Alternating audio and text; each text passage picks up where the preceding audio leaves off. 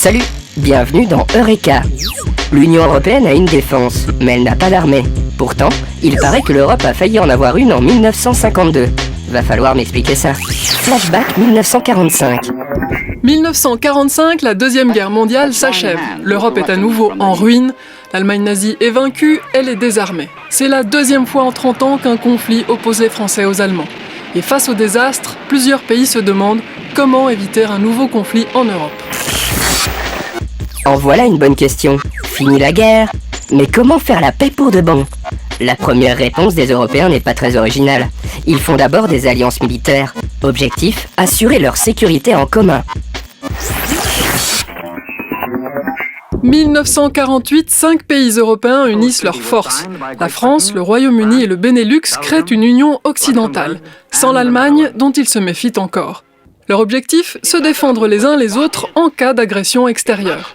Ils craignent la montée du pouvoir communiste en Europe de l'Est, mais seuls, ils ne résisteraient pas à une attaque des troupes soviétiques. Alors, ils cherchent à négocier une alliance militaire avec les États-Unis. En 1949, ils signent le traité Atlantique Nord, et c'est la naissance de l'OTAN.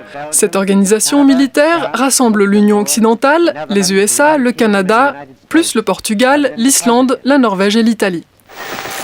Ok, c'est la bonne vieille recette des alliances militaires. Utile pour se rapprocher, mais pas vraiment efficace pour empêcher un nouveau conflit.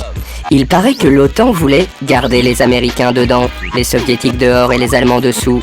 En plus, l'Alliance occidentale continue à se méfier de l'Allemagne. Il faut une autre approche.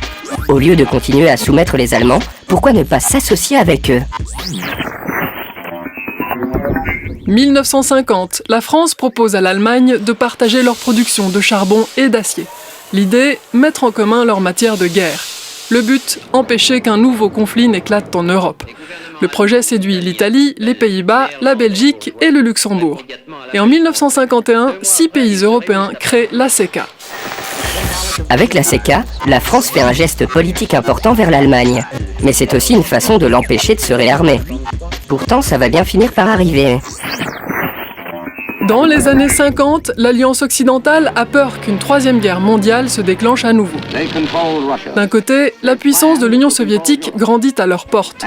De l'autre, les États-Unis sont engagés dans la guerre de Corée.